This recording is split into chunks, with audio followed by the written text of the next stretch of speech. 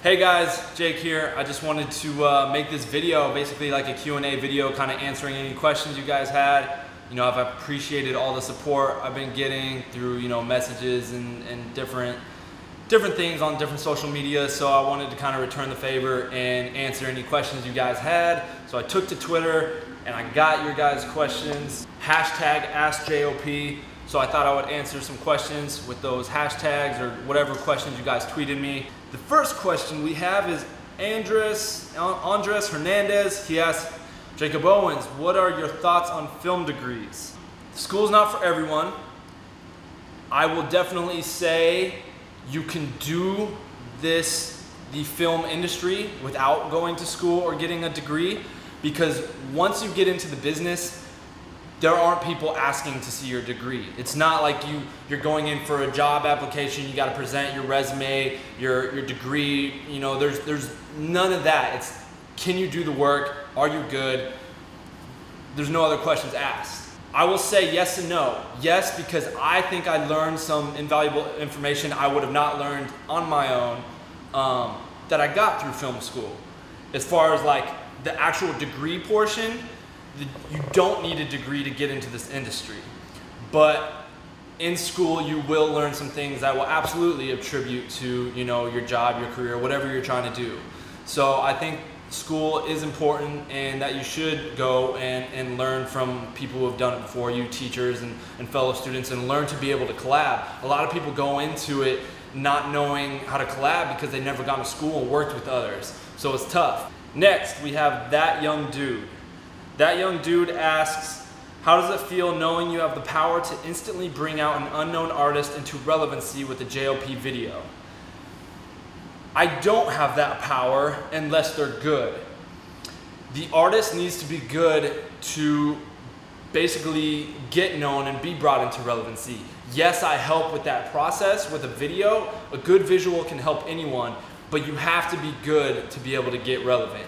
You can't just absolutely suck, have a good video, whether it's by me or someone else, and expect to like blow up and become relevant and people love you. Blaine Westrop asks, I'm curious what export settings you use for YouTube uploads. Your videos look quite crisp. Instead of answering that, I'll just put up like a little screenshot of kind of what my generic export settings are for YouTube. I have a preset that I have saved in Premiere that literally I'll export for YouTube at 1080. Or if a video is going on my channel, I have a 4K kind of preset that I will upload videos to from my channel. So I'll show you basically the screenshot of those export settings. I think also a big thing is people never think their stuff looks as crispy as they think it does. They'll always look at someone else's stuff and be like, man, that's so crisp. Why doesn't mine look like that? I think that's the same for everyone. I think it's because you become so numb to it that you don't even realize kind of what your stuff looks like to the outside eye anymore. You're so used to seeing those images and how you've colored it and edited it and all this stuff that it's just kind of dull and you're numb to it. But when someone else sees it with fresh eyes, you're like, wow, that's so crispy. So I think that's part of it too. Jinx asks, who would win in a fight between Power Rangers and Ninja Turtles? Ninja Turtles, no question. Next we have Logan Mice. Says, at what point were you able to take music videos full time? In college, I started doing them locally, and honestly, that was my source of income. That's what I did during school. I didn't have another job. I did music videos locally, and I was able to support myself off that while living at home. And then I was getting called to California all the time to do videos. I would be able to do some. Other times I wouldn't, just because I was in Arizona and it was kind of tough going back and forth, and I'd lose out on a lot of job opportunities. And so about a year ago, I made the jump to LA, and it's just been nonstop ever since. So, I mean, it's been a while I've been able to do it full time, but this last year in LA has really been like the hard chunk of it, and where I've really just been nonstop busy all the time. This is Kona. Come here, Kona. Oh. Hey. Hey. What's up? Say hi to the people. Say hi to the people. Say hi. Hi. Say hi. Say hi. Get out of here. Evan Crocker asks, how was the switch from Final Cut to Premiere? Did you find yourself able to transition pretty quickly? Yes, I transitioned from Final Cut to Premiere probably a few months back, maybe three, 4 months ago, maybe even less than that. And honestly, for so long I was putting it off because I was so used and comfortable with the Final Cut, and I didn't want to like switch and then be slowed down by this process that was like just really tough. I thought it would be harder to navigate, and it was so easy. It is pretty much the same. I mean, it looks a little different, but as far as like the functionality and everything, it was a breeze. And it takes any files straight into editing. Like you don't have to convert files. I would spend 3 days converting my red files into ProRes files to edit in Final Cut. So I'd shoot the video, and then it would take 3 to 4 days before I could even start editing the video. Now I can edit as soon as I get home from the shoot, drop the files in to Premiere and get right into it. So Premiere has been a lifesaver. It's sped up my time exponentially, even though it was already really quick as it is. So Premiere has definitely been, a great tool in, taking things to the next level as well. Jeremy Miller, however you say that, says, what software do you use to color grade, and where did you learn to do it so fantastically? I used to use Magic Bullet to color grade. Now I use Adobe SpeedGrade. When I kind of switched over to Adobe Premiere, I kind of just took on all the other Adobe programs, got those and started playing with those. So now I use Adobe SpeedGrade. I used to use Magic Bullet because it was so simple. It's very user-friendly and straightforward. All the, it's simple to use, and I think it's a great color program. But I switched to Adobe Premiere, and then I started using SpeedGrade to color, and it was definitely a little more challenging at first. It's a little less user-friendly and a little more difficult to kind of navigate and figure out, but I'm really liking it. I've colored my last 10 or so videos with it, maybe a little less, something like that, and I'm really liking it. I'm happy with the results, but it definitely is a little harder. So if you're looking for something a little more simple that's still really good, Magic Bullet looks.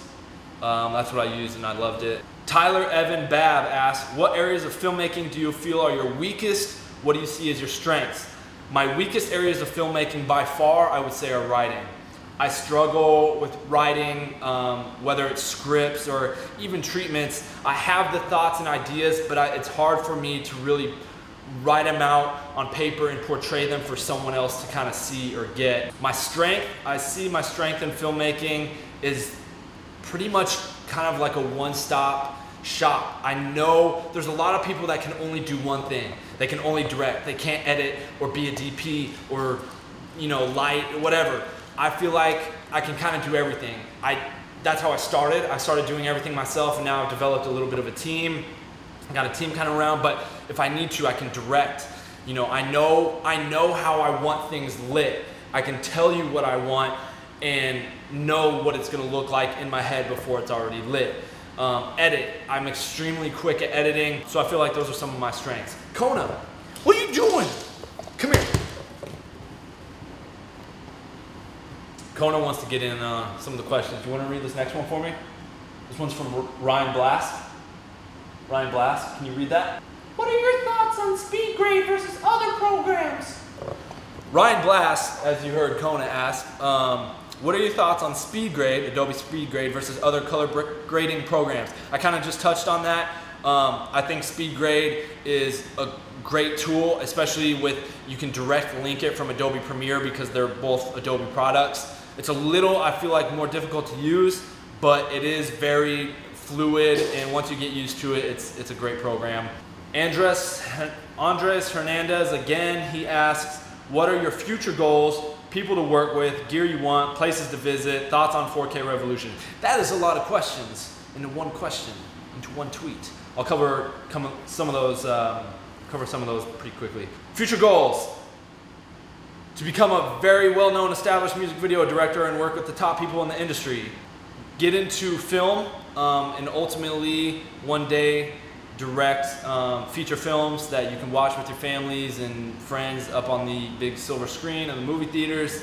People I want to work with: before I die, I want to work with Eminem, in some fashion before he dies, because I mean he's getting up there. Carmen Jimenez asks, how many cameras do you own? I own one camera. That is the Sony FS700, which I'm filming on right now. I used to use the 5D, then I upgraded the Sony. That's what I'm, shooting with right now. John Rains asks, do you copy and paste a color grade to each clip, or to use a multi-cam system to link the edited clips to a source? So what I do in Premiere is I'll go into SpeedGrade and I'll find kind of the color correction that I like overall for the kind of style of the video. Then I add an adjustment layer over top of all the clips, and then I'll basically copy that one color correction to that adjustment layer so it affects every clip in the timeline. So every clip will now be colored with that same color thing, and then I'll go in and individually adjust each clip if I need to. Like if there's like, hey, the saturation's a little off here, I'll adjust it on that clip individually. Or hey, this one, the brightness needs to be brought down or up, or contrast, whatever, I'll adjust it individually. But overall, I'll adjust one solid color correction that fits the entire video. All right, guys, so that's all the questions I received via Twitter. So thank you guys for asking. If you guys have any more questions after watching this video, put them in the comments below. Hopefully I can get to making another one of these videos and answer any guys' questions you have, whether it's anything about kind of business or marketing or video production or behind the scenes stuff, anything from importing, whatever you guys have. I hope I can answer them, and I hope this video helps. And I hope you guys are out there working hard to achieve your filmmaking goals and dreams. And I'm nowhere where I want to be yet. Still going, but I appreciate having people like you.